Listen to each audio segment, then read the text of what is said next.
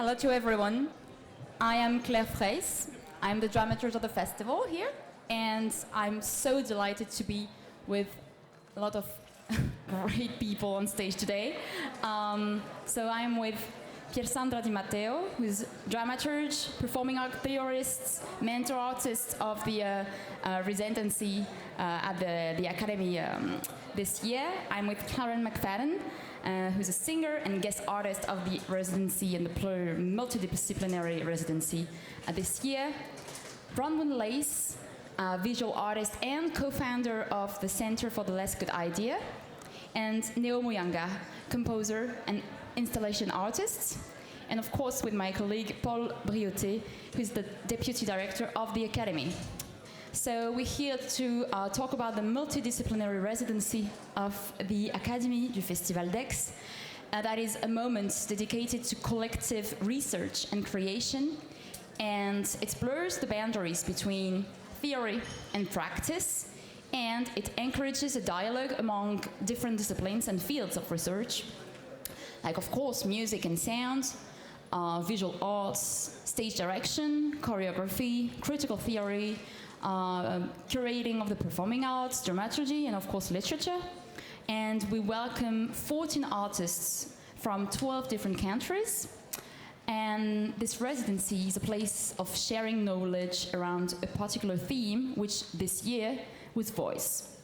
So of course the singing voice, but also the speaking voice, oral transmission, political speech, and to explore all the aspects of it and to create a collective work and a complete performance that was created yesterday. Congrats all. So we'll have a 40 minutes discussion with our members here, and then there will be like around 20 minutes of interaction with the audience to share experience and to ask questions. So first of all, Paul, could you please sum up the pillars of the Academy system here at the festival? Right. Good morning, everyone. So the Academy turned 25 years old last year, so a quarter of a century. It's been initiated by Pierre Boulez and Stéphane Lister at the time, and Béatrice Delage, who is around, to initiate a sort of a new dynamic at the festival with a younger generation, singers, instrumentalists, and yet already in 1998 composers, in order to create a sort of a dynamic of reflection and making sure that opera is still an art form that is relevant and renewed. And over the years, in 25 years, the Academy has developed and adapted its programs in order to respond to the field and also to accompany the opera form and its renewing. And so each year, it's been a new program presented offered to artists in order to complete the reflection and the field with new vision on how to make opera but still also to connect with the history of opera. So this past year, I would say since COVID happened, this evolution has gone extremely fast. We've been extremely responsive to the difficulties due to that very particular time that we all endured. But at the same time, it's coincides with a lot of issues that the field has faced, related to the lack of women in the field being presented in the programs, for instance, lack of diversity, the lack of erasing borders between genres also. And so the last 4 or 5 years have been focusing on adapting our programs in order to respond to this necessity of making opera relevant, but also to respond to the need of artists today in the making process, creating opera. So this year residency, multidisciplinary residency, is clearly a new format. Who knows how we will continue, but it's a great experiment.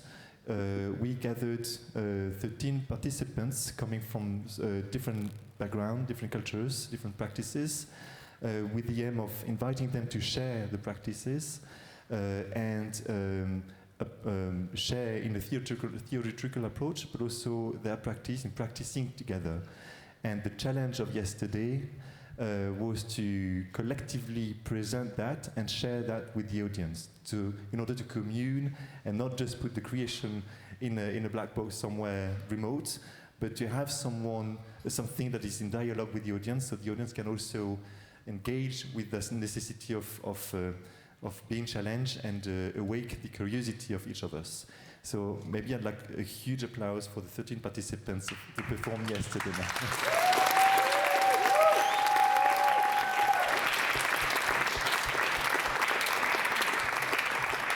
The Academy is also a place of engaging with different generations, different expertise in opera.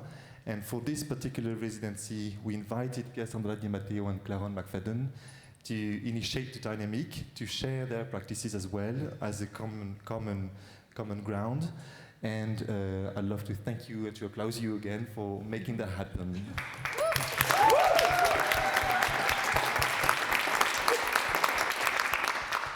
So very briefly, the Academy stretches between the multidisciplinary residency, but also the voice residency, which sounds more classical in a way, but it clearly says that we address the multiplicity of opera from the very traditional form, but also to the more contemporary one. Thank you so much, Paul. This residency has a strong connection with the Center for the Less Good Idea, which is an interdisciplinary incubator space for curation based in Johannesburg and created in 2016 by you, Bronwyn Lace, and multidisciplinary artist William Kentridge. And how did this partnership concretize in this project? You have a mic over there. How did it concretize, Paul? I can't quite remember how the conversations began, but I know that they were very rich, and Neo is also with the Center for the Less Good Idea as what we term the impresario of the Center. So very seminally in Johannesburg, driving a lot of the process and the creative thinking as to how artists from across disciplines and across spaces come together to collectively create and produce and think together. And so, I mean, it's quite an obvious thing for a multidisciplinary residency in a space like this in an intense, short period of time to be in dialogue with a space like the Center for the Less Good Idea. But also, of course, in X, this is happening, and in our, on the same night, in fact, last night, there was the premiere of William Kentridge's Great Yes, Great No opera, which has been a creative collaboration with the Centre for the last few years. And so with all of that happening simultaneously, it made sense for us to be here, playing and experimenting alongside one another. That's great, and thank you so much for your presence again. Absolutely. Here. And this residency is also the occasion to develop a horizontal axis between all the people implied in creation, rather than a vertical one, with without an authoritarian figure that decides the shape of the performance. And how does this organization, based on equality and inclusiveness, could be reinvested in life or in different projects? And this question is for all of you, of course. How could you reinvest this kind of aspect of a collaborative and all-inclusive work? Neo. Thank you. I'm very glad to be here and to see some old friends in the room also. Multidisciplinarity is something I, as a maker, start from the perspective of thinking is an impossibility. It's impossible, close to impossible for us as human beings, because a lot of how we think is about hermetically sealing I am a person separate to you as a person. I'm an artist separate to you as an artist. The idea of collaboration seems anathema to that. But I hope that having all transited through the period of COVID, for example, we've started to think differently about porosity, about sharing our lives, our reality with others, other species, other possibilities. So the idea of being vulnerable is central to the making this impossibility of the collaboration possible. So one has to, in a sense, lower a threshold so that other ideas can infiltrate. And for us at the Center for the Less Good Idea, a lot of the premise of the name even is when you think of an artist who invents an idea, we all think of that as perfection, and then you want to posit it to the world, but before you do that, you want to make it more rigorous. You want to make it more flexible, you want to make it more fluent. The way we've chosen to do that is to put it on the floor and to bring people, artists, makers, thinkers, from different perspectives, to examine it, to think of it as a provocation, to find a way of articulating it in different ways. And often what happens is the idea that was perfect in the beginning cracks, because perhaps it didn't think of confronting a world that refuses, a world that says no. And the advantage you have of thinking with others is the idea, if you remain true to finding an outcome, so you don't give up, right? You defend the idea. Ultimately, that idea becomes richer, in fact. It becomes much more flexible, it can bend, it can support challenges that were unexpected. Multidisciplinarity offers us that possibility. And so we talk about the less good idea, not, as some people would say, the rubbish idea. It's less good only because you transit what was positing itself as finished and perfect, and you arrive at the elegant, right? So you go through the simple beyond what becomes the complex into the third phase, which might be the elegant, because you've worked it rigorously. So there are, of course, steps and an improvement of a material based on like the building of a new artistic community, maybe, or a new, the basis of a new community on art. And this is something you've tried to achieve in maybe the creation process of the residency with Pier Sandra and Claren in Aix this summer. Could you please describe us the main steps you went through to build this community and then this performance? Hello, everybody. I'm very happy to be here today after these 2 weeks, very intense. But first of all, let me thank all the participants, all the artists and theoreticians that were in the multidisciplinary residency.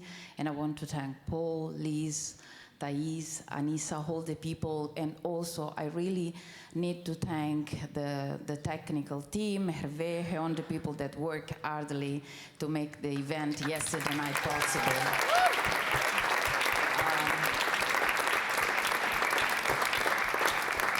I'm very happy to be here and to tell a bit what we have been experiencing in these 2 weeks. Because it was kind of an experiment that we tried in the context of the festival, operatic festival, as this one inside the academy, when Paul, more than 1 year ago, started to talk with me with the theme about the possibility of this multidisciplinary residency.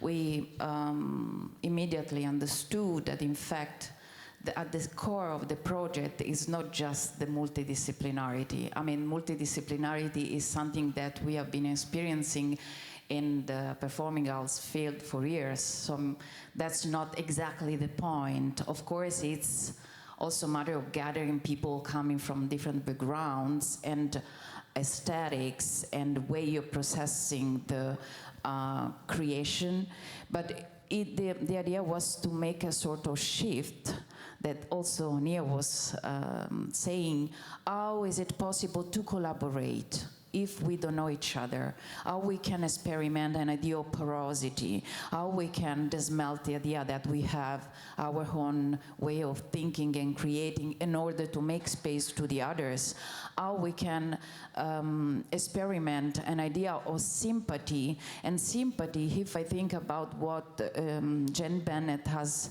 discussed in one of the last books she wrote, is not just a human feeling, but it's kind of a gravitational dimension in which there are attraction and repulsion. And so we were trying to work together in order to really be entangled and to experiment a possibility to open up our way of perceiving, remodeling. We had the possibility to encounter Frederica Toiti and Nina Hasdem, Frederica is stage director and also philosopher, and Nina is a musicologist and singer. So also, as you see, for us it was very important to experiment and to try to understand what's the relationship and the entanglement and the interaction, I would say, with Karen Barat between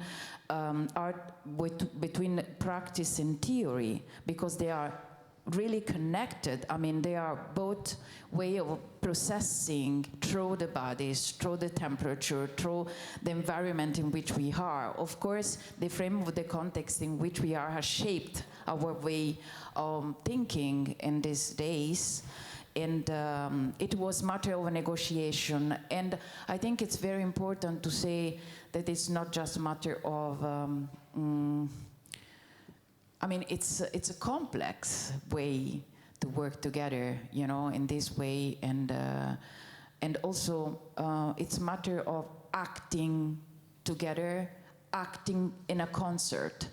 That means really to open up also to the friction to appear, you know, to be there, to be embraced, and to find a way how we can keep going. It's also a matter of dealing with fear, with the hunger, because we don't understand how we can assume what we conceive as our posture in the way of creating, but it's really like of moving, and but at the same time, it's extremely powerful because it's a way to open up to transformation, to perceive differently.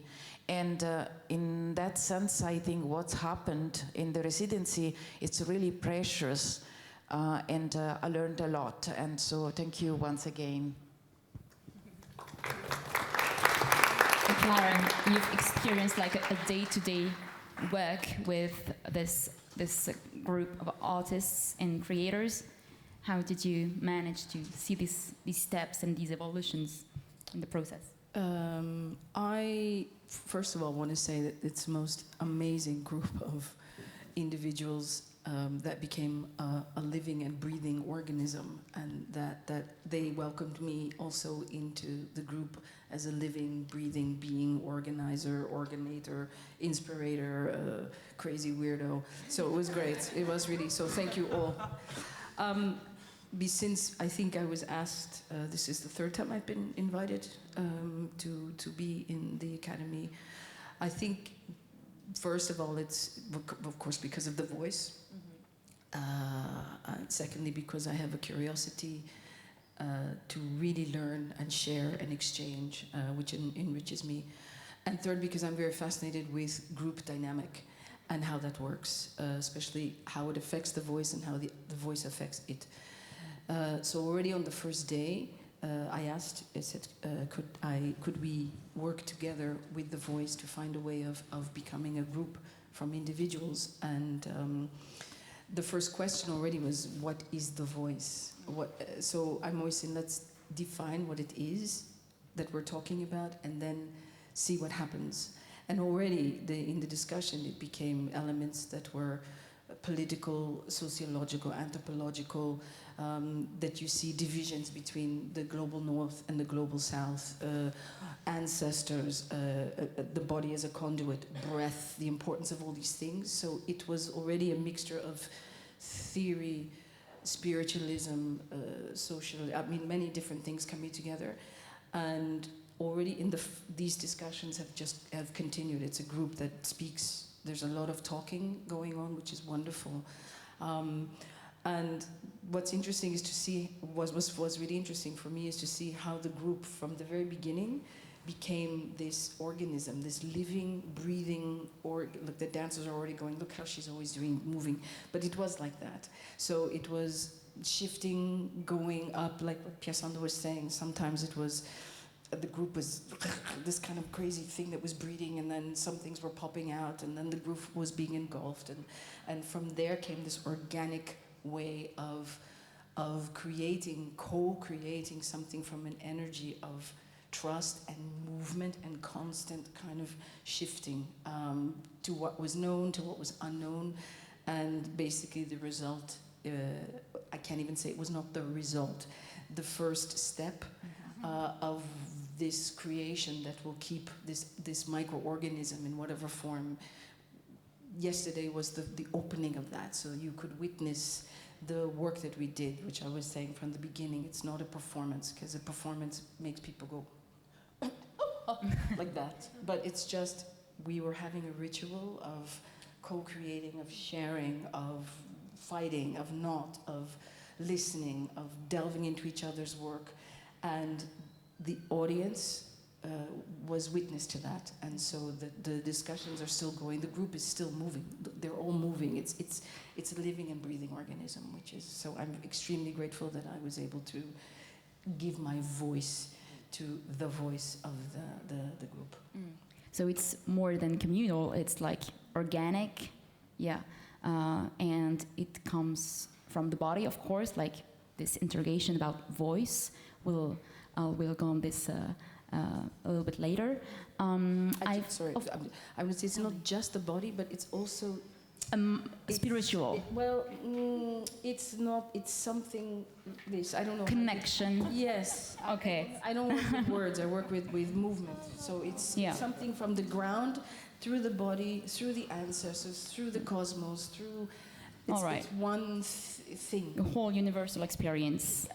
Yes. Let's. Put All it right. like that. Okay. Let's put it this way. Yeah. So I've had the honor to see a little bit of your work last week, and well, I'm talking to everyone here, but yeah, to you too. And there was a lot of improvisation in the process. How did you work with this idea of improv? Was it hard for everyone, or was it really easy and natural? What were the barriers and the facilities with this? I will start then. You will.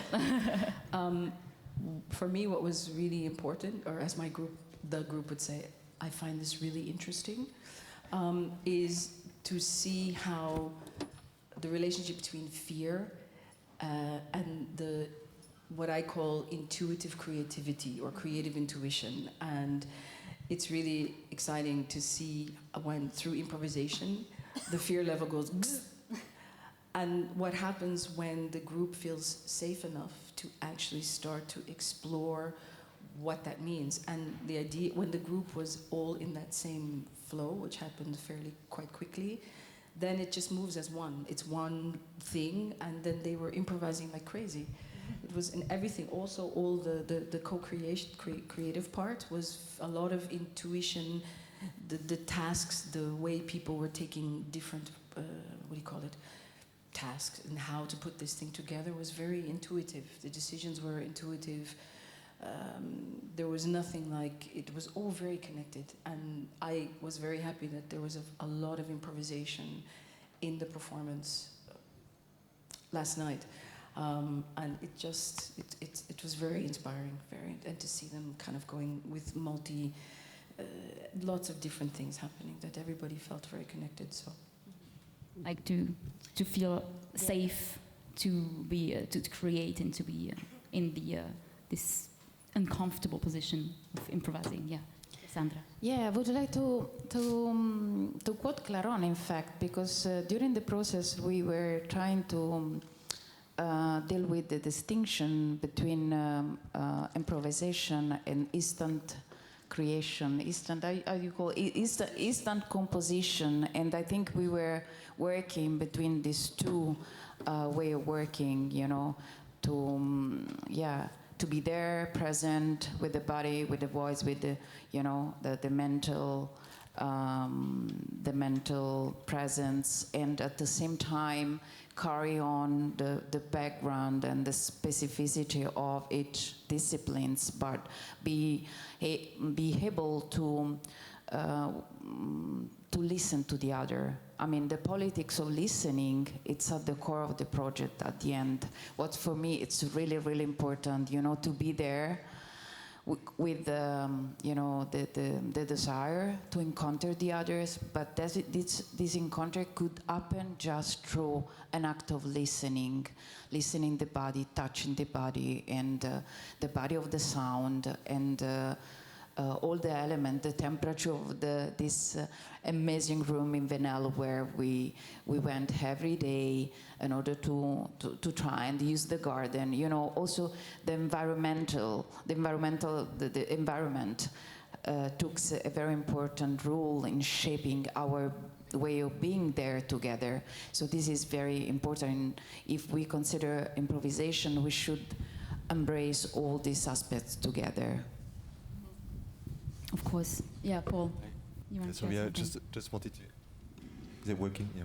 Just wanted to add that if we look at that in the frame of the festival, which is an opera festival, opera is maybe everything but improvisation, and I think it was essential also. I mean, the classical form, of course, there are some opera, and the process can call for improvisation. But what we see on the stage in the production process of making a new production.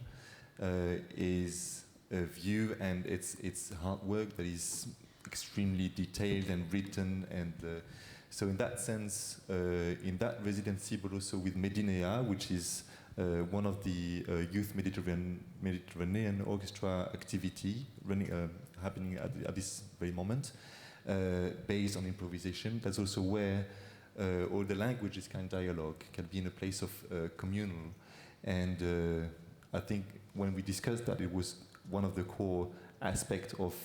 I don't want to speak of a tool, but something that can generate this kind of, or create this field of openness and encounter.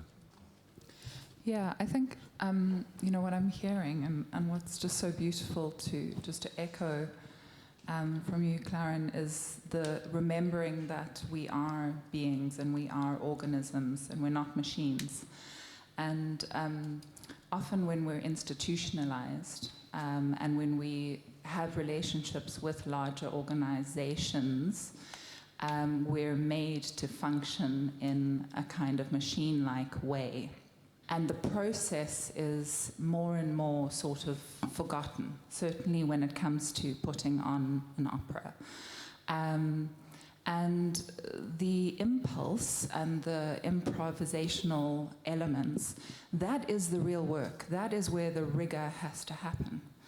And it is as rigorous to find the gesture and the less good dance than it is to read the text. Both of them take enormous amounts of time and energy, and there's not enough support in the world for them. And they take community too, and artists need one another in these moments.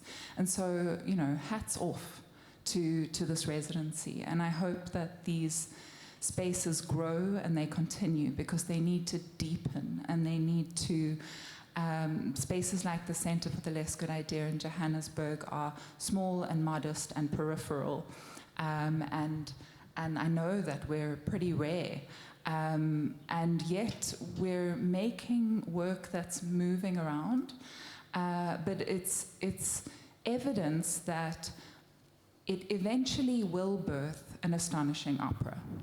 Trust us, it comes. But operas don't come from nowhere, especially new operas. There's a reason why operas written 200 years ago are being performed again and again and again and again. New operas need time. They need to be fertilized and incubated because we're organisms, and even as collectives, we're still complicated organisms that need to be fed and babied and loved into being. And that's what the institutional relationship should be with us, is a nurturing one.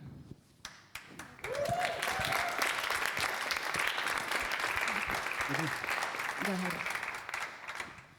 I mean, like Bronwyn, and as a composer, which might sometimes sound like a contradiction, I am so relieved that opera is once again speaking about improvisation.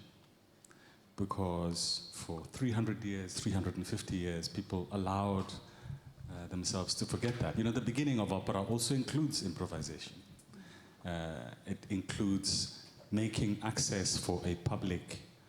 It's also about having a very sometimes troubling conversation between the two figures that are the demigods in the universe of opera, the librettist and the composer. Right? Who is in charge? It's like the director and the conductor when it goes on stage. Right? And the idea is, for me, thematically still connected to what you proposed. What is the possibility for interdisciplinarity? How do those two figures relinquish what becomes the centralized hierarchical power so that collaboration can truly take effect? So I also want to congratulate this platform for allowing this thinking to be happening and the making to follow through. Thank you so much for sharing your thoughts on this. Just to have a last question about the performance and the work in progress we saw yesterday. So there was a lot of different explorations, of course, of voice, of course, singing, reciting a text, but also coughing, breathing, whistling, and silence. How did you work with silence? What does it mean to you? There is one performer in particular who was like, who made us listen to silence for like a few minutes. And what was it, an homage to John Cage maybe, or was it like, how did you think of this? And did you want to push the audience limits by doing this? How did you create this moment? And if, of course, you can join us if you want to speak. And this question allows me to open the discussion to the audience too. So, hi, welcome. Here. Hi, my name is Tutuga Sibisi. It's strange because when we're thinking about silence and how or the opposite, how sound takes up space or has capacity to move a body or to be moved by a body, the opposite had to be capable too. So how does silence create space, both in an environment but also internally? I think for me, I sort of spend a lot of time trying to make sense of myself, and in that process, there's a lot coming in. And often it's coming from a place I can't control, right? Speaking about the metaphysical and the ancestral realm. And so how then do you create moments of sort of silence or space making to be able to receive a type of coding? And I suppose there's, speaking of, so that's one thing in terms of silence making and the body sort of like functioning to create sort of like modes of thinking beyond the sonic. But then we're also thinking about how is silence a political act currently in the moment that we're in? And what is it to be silenced, to be taken? And what does that sort of look like? And so how do we create a moment without a moment, right? So I think it was a way of communicating a type of again, space, right? And I think the beauty of it is that it becomes, again, thinking about capaciousness, it's a thing that can move through And I suppose that's what we're trying to create a lot of the times. It's how do we create a language that can move through towards something without a single resolve, without a desire to sort of like fix, but rather to sort of question. And the idea of the question, the questioning, and the questionness of the question, right, I think became the language that we were moving from. I don't know. I mean, I think there were so many. I'm joking, okay. Thank you. Thank you. And thank you so much. Thank you so much for sharing this with us. And which was really striking was, like, as you said, there was this internal voice in all of us in the audience that was speaking for you or for what was happening here. So that was really, well, that was really striking, yeah, of course. Now I'm offering the mic and the possibility to everyone to express and to explain or to ask questions to our panel here. Are there any questions? Silence. Well, of course. Go ahead. Is the mic on? Yeah. Just to say, it's quite something to come up here and suddenly go. So I would inspire or encourage all of you when we have breaks, like in the safety of the shade, to actually speak to. Actually, you should speak to each and every one of them, because that's the way to understand what you witnessed, or what most of you witnessed, what we witnessed, what we experienced. So please do and talk to them. And the one thing I want to say is that the thing of audience participation or immersive or interactive, I mean, I have no way of knowing if a performance was good or not because I'm not a clean vessel at that point, but it's the silence of the audience. And I don't know how many people were there, but everyone was, as they say, scotché, no? You say that you could just hear a pin drop, but it was so, and the air became such thick with this thing that was going back and forth. So it's really a living, breathing thing on stage, but also the silence or not silence, or the birds were very silent. Did you all notice that? Yeah. True. They were also like, so that's all. Talk to everybody. That's all I would say. Of course, yeah. Are there questions now, or shall I? Oh, okay, right. Over there, there's a question. The mic is coming.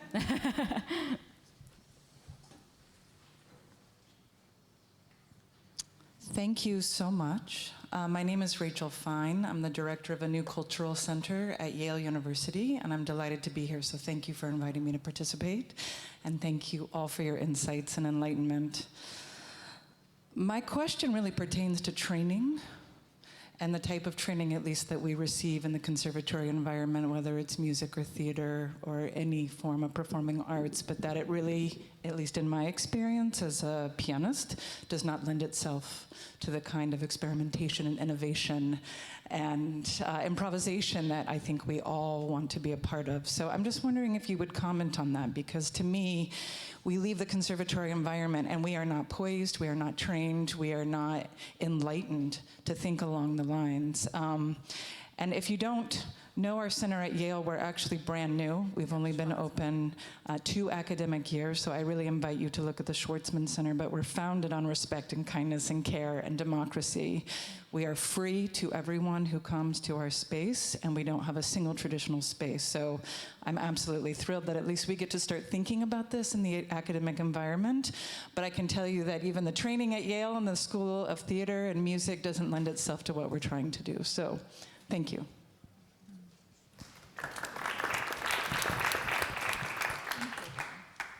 Would you like to comment on this? Okay. Go ahead. Yeah, sure. I mean, this is something that I think about a lot. It begins with the term, the conservatory, the conservatoire, right? It's built to conserve, to restrict, to categorize, to define. And of course, this is the project that humanity has been on arguably forever, but particularly since the technological age began. And it didn't just begin with the internet, right? We can go back to the Industrial Revolution. the idea of categorizing and understanding the parameters. So conservatoires, for me, play that role. And we've come to the end of those possibilities in a sense, because I have great respect for training, and I think it's very necessary for doing what we do. But I have a difficulty with training institutions that want to speak only about training beginning once you enter their door, and then you practice something different. So you leave your so-called baggage outside. I think that's particularly problematic, because it means you amputate a part of your creative spirit. And I often work with ensembles that include trained and so-called non-trained or ear-trained people. Because I think what then happens is you get a third language. You get the trained language meeting the street language, and you find a hybrid that forms what may be chaotic, nebulous, but emerging, which I guess... Yeah. We've, just to add to that, it's been an interesting question for us too, and in some of our recent collaborations with the centre, particularly the sort of more recent nomadic arm of the centre, which has been what we call the centre outside of the centre, enjoying the benefits of being peripheral, and kind of not the focus of the art world in downtown Johannesburg, is that many of the artists working at the centre don't come from conservatory training and don't have the benefits of a Yale University or Ivy League education, and are exceptional practitioners and thinkers, but have that ear training and have a different understanding of their voice or their instrument. And so we've been creating projects where there's an opportunity for these two worlds to meet. And so recently, for example, in Berlin, we had musicians from the Komische Oper who have performed for 20 years in the orchestra at the Opera House, workshop with us for a week, and then with a cast of vocalists and percussionists, and perform a kind of surplus circus. But the rule coming in was that there would be no notation. And, you know, the musicians were terrified on entrance. And they're all coming back to Johannesburg. And if you can try and stop them, it's impossible. And many of them have expressed that the reason they're coming back was that in the process of those days, after these decades of practice and training with their instruments, is that they remembered the reason they came into music as children, and why they're musicians. So I think sometimes what happens in your training is that severing, which can be quite brutal. And there's a reintegration, and thank God for the training, because these are unbelievable musicians.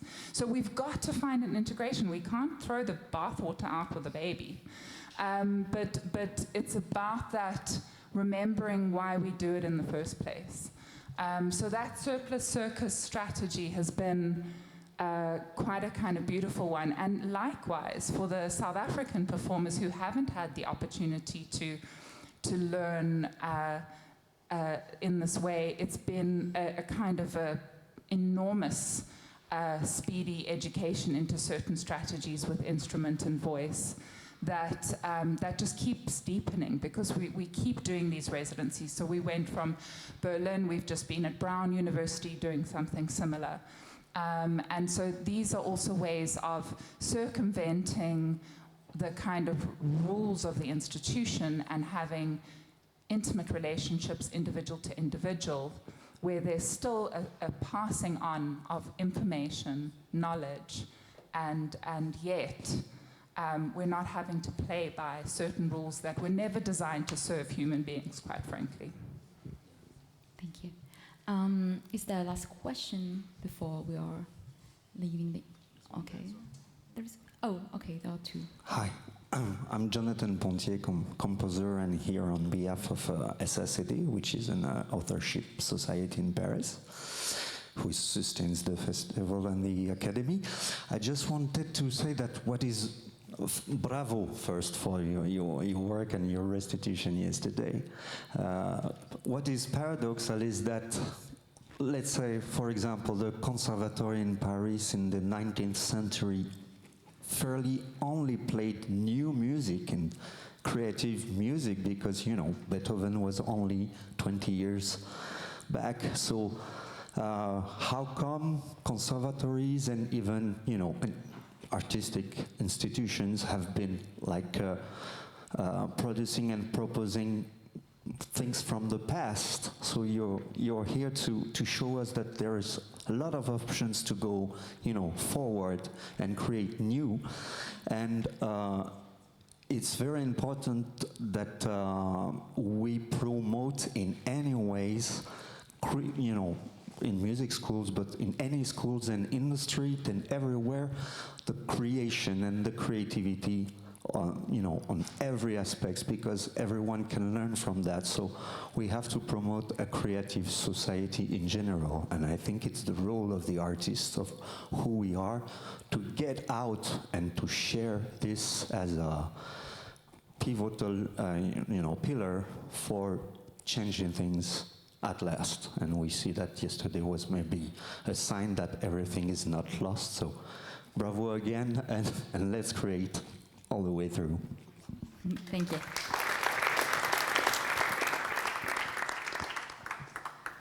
So one last word. Thank you so much. There is another? Oh, all right. Yeah, over there. And I encourage you to come and to meet the persons of the panel right after, of course, and during these 2 amazing days. Thank you, and I hope this question won't be too big for the time left. Really interesting to hear all of you speak.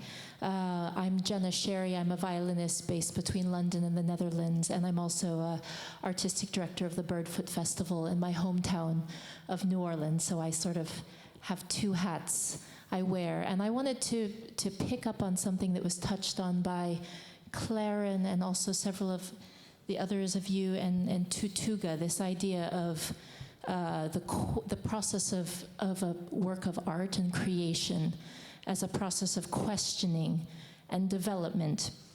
And so I wanted to sort of throw out a 2-part question to all of you inspiring artists. And the first part is based on my own experience as an artist and curator, that there's a lot of pressure these days to interact, not pressure, but I feel a compulsion as an artist to interact with the important questions and issues, human questions of our day.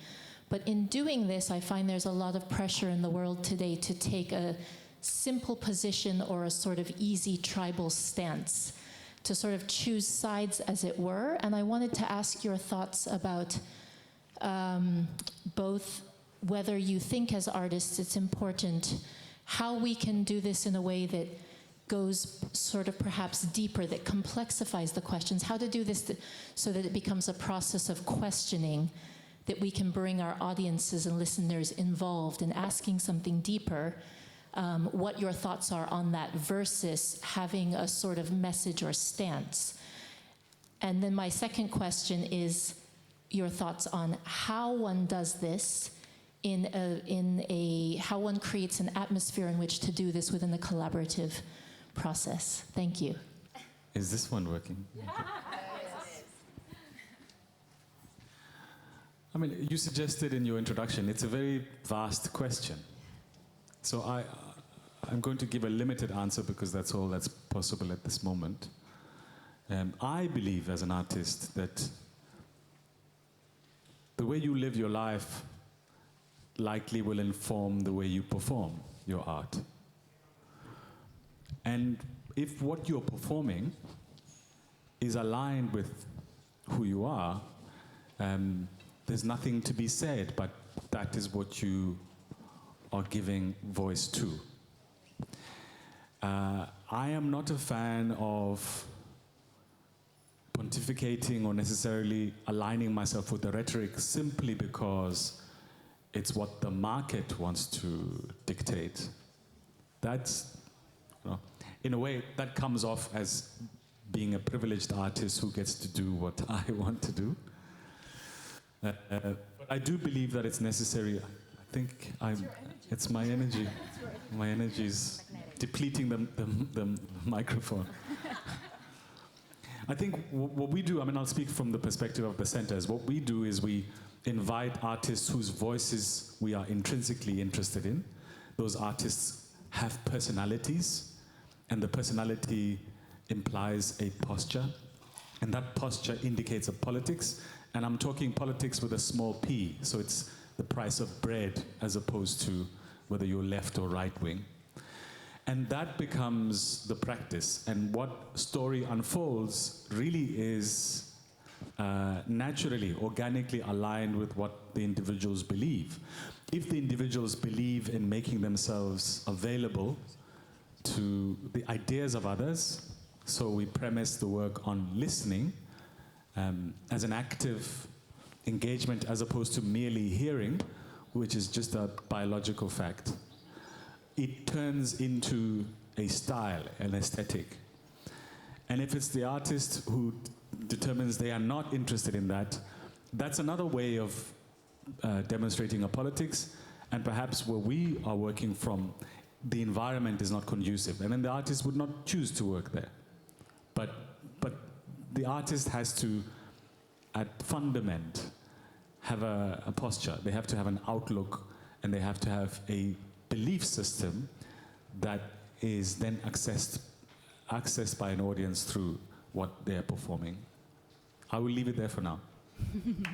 Thank you so much.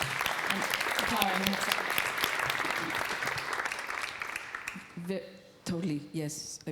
I totally agree and support what Neo said, what everybody said. What I wanted to say, just two things that popped up as you were speaking, as Neo was speaking, is I find it very, very important for artists, or whatever, to be able to find their voice.